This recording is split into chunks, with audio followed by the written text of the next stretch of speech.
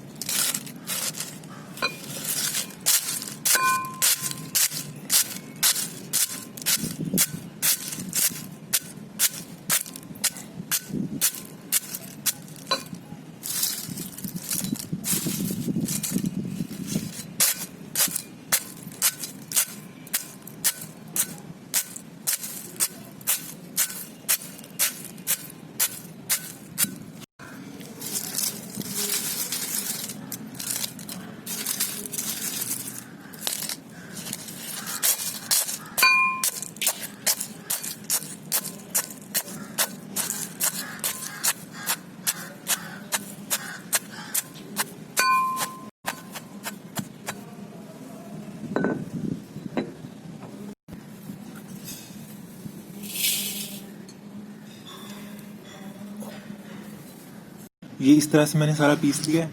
ये ऐसे कुछ इसके चंक्स बने हैं। ये बिल्कुल पाउडर नहीं बनता है, थोड़े मोटे मोटे से पीसेस रहते हैं, तो फिर भी ठीक है। और कुछ इसमें से ये निकलता है इस तरह के लंबे लंबे से, ये वाले नहीं पीसे जाते हैं। तो आप चाहो तो इनको निकाल दो, आप चाहो तो इसको इसी में मिक्स रहने दो।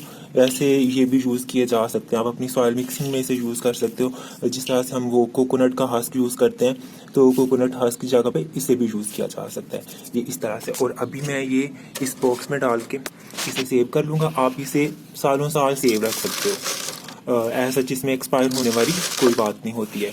तो थोड़ा थोड़ा आप जैसे जैसे आपको ज़रूरत पड़ती है वैसे वैसे यूज़ करते रहो। ये नहीं कि पुराना हो गया, ख़राब हो गया, अब इसकी पावर कम हो जाएगी, तो ऐसा इसके साथ कोई इशू नहीं होता है। आप जब तक चाहो इसे यूज़ कर सकते हो, जब तक चाहो इसे स्टोर रख सकते हो। तो ये इस तरह से मैं फिल करके तो फिर दिखाता हूँ। ये इस तरह से मैंने इसे बकेट में स्टोर किया, और ये एक बॉक्स फिल किया है, और ये वो जो बड़े वाले पीसेस थे इन्हें मैंने अलग कर लिया। फिर जब कहीं इनकी कोई ज़रूरत हुई तो फिर वहाँ पे इन्हें यूज़ किया जा सकता है। अच्छा, तो अभी आप इसे यूज़ किस तरह से करोगे? ये ऐसे पॉट है, कोई सा भी आपका प्लांट हो सकता है। ये मेरा रोज़ का प्लांट है, मैं मोस्टली रोजेज़ में यूज़ करता होता हूँ। ये देखो मेरे रोजेज़ निकल रहे हैं, ये ऐसे, ये 2 रोजेज़ आज मेरे निकले हैं। ये इस तरह से। मैं मोस्टली इसे रोजेस में यूज़ करता हूँ, तो ये दूसरे फ्लावरिंग प्लांट्स में मैं यूज़ करता हूँ। फ्रूटिंग तो मेरे पास कुछ है नहीं है ज़्यादा, तो मैं मोस्टली इसे फ्लावरिंग प्लांट्स में यूज़ करता हूँ। उसके साथ फ्लावरिंग आपकी बहुत अच्छी होती है, तो आप भी कोशिश करो कि फ्लावरिंग को फ्रूटिंग प्लांट्स में यूज़ करो, तो उसके साथ आप देखना कि कितनी ज़्यादा आपकी फ्लावरिंग हो जाती है। अगर फ्रूटिंग प्लांट है तो फ्रूटिंग भी अच्छी हो जाएगी। और दूसरा ये कि ये ऑर्गेनिक है, तो आप इसे खाने वाले प्लांट्स में, वेजिटेबल्स वगैरह में भी आप इसे यूज़ कर सकते हो। इसका कोई हार्म नहीं है। केमिकल फर्टिलाइजर्स NPK DAP वगैरह लोग यूज़ करते होते हैं, या कुछ और केमिकल फर्टिलाइजर्स लेके यूज़ करते होते हैं, तो उसकी निस्बत अगर आप ये ऑर्गेनिक फर्टिलाइजर घर पे तैयार करके यूज़ करो, तो उसके साथ एक तो ये कि केमिकल से पाक आपको चीज़ मिलेगी, और दूसरा ये कि इसके साथ आपकी प्रोडक्शन जो है वो भी इंक्रीज होगी। तो यूज़ कैसे करना है कि ये इस तरह से 2-3 स्पून जो है वो आप इसके प्लांट से ज़रा दूर रख के, ये इस तरह से आप इसे कर सकते हो। ये ऐसे, ये ऐसे करके, और फिर बाद में आप इसे हल्की हल्की सी इसमें गुडाई करते हो, ये इस तरह से, ताकि वो मिक्स हो जाए। और फिर बाद में आप इसे पानी दे दो। पानी तो खैर अभी मैंने इसे दिया हुआ है, तो फिर जब अभी दोबारा मैं सारे प्लांट्स को दूंगा सुबह, तो फिर जब इसको भी साथ में पानी दे दूंगा, तो ये इस तरह से हो गया। बाकी पोटाशियम आपको केमिकल फॉर्म में भी मिल सकता है। जो लोग कहते हैं कि इतने सारे बनाना पील्स कौन इकट्ठे करें, उन्हें ट्राई करो, ग्राइंड करो, तो काफ़ी टाइम कंज्यूमिंग हो जाता है। तो आप इसको केमिकल में भी यूज़ कर सकते हो। किसी भी गार्डनिंग शॉप पे पोटाशियम के नाम से, पोटाशियम सल्फेट के नाम से, पोटाश के नाम से आपको ये मिल जाएगा। तो आप इस तरह से उसको, लेकिन उसकी थोड़ी क्वांटिटी फिर आप यूज़ करो।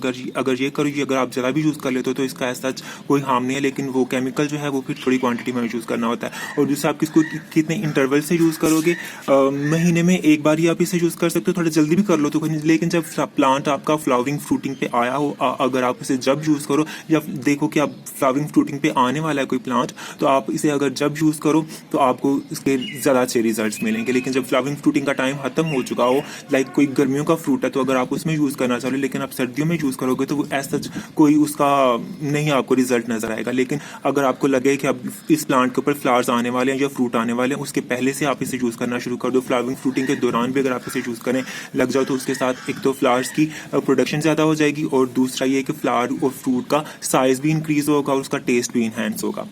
और दूसरा तरीका ये कि आप इसको बनाना टी बना के भी यूज़ कर सकते हो। लाइक आपके पास जैसे ही पील्स आए हैं, आप उसे इसी तरह से किसी बकेट वगैरह में डाल के, पानी डाल के, तो आप इसे 1 दिन के लिए 2 दिन के लिए रख दो। फिर बाद में आप वो वाला पानी अपने प्लांट्स में यूज़ कर सकते हो। और इसके अलावा अगर आप बनानास कुछ गले हुए हैं, कुछ खराब हैं, जो आप यूज़ के लिए नहीं है, तो आप उसे भी इसी तरह छिलकों के साथ वो बनानास भी डाल के आप रख दो, और साथ में उस तरह से आप बनानास को भी यूज़ कर सकते हो। बनाना टी पे मेरी ऑलरेडी एक डिटेल वीडियो मौजूद है, उसका लिंक मैं डिस्क्रिप्शन में रख दूंगा, आप चाहो तो वहाँ से देख सकते हो। लेकिन अगर आप बनाना टी भी नहीं बनाना चाह रहे हो, या आप कहते हो कि ये भी हमें मुश्किल लग रहा है, तो फिर आप जैसे आपके पास पीला है, आप छोटा सा उनके छोटे छोटे से करके चॉप करके उन्हें, तो आप उन्हें भी अपने गमलों में क्यारी में डाल सकते हो। उसका भी सेम बेनिफिट आपको मिलेगा। तो ये थी कुछ बातें बनाना पील्स के हवाले से। आई होप आपको इन्फॉर्मेटिव लगा होगा, और अगर वीडियो अच्छी लगी हो तो वीडियो को लाइक कर दीजिएगा, चैनल को सब्सक्राइब कर दीजिएगा। तो मिलते हैं किसी और वीडियो में। जब तक अपना और अपने प्लांट्स का बहुत सा ख्याल रखिएगा।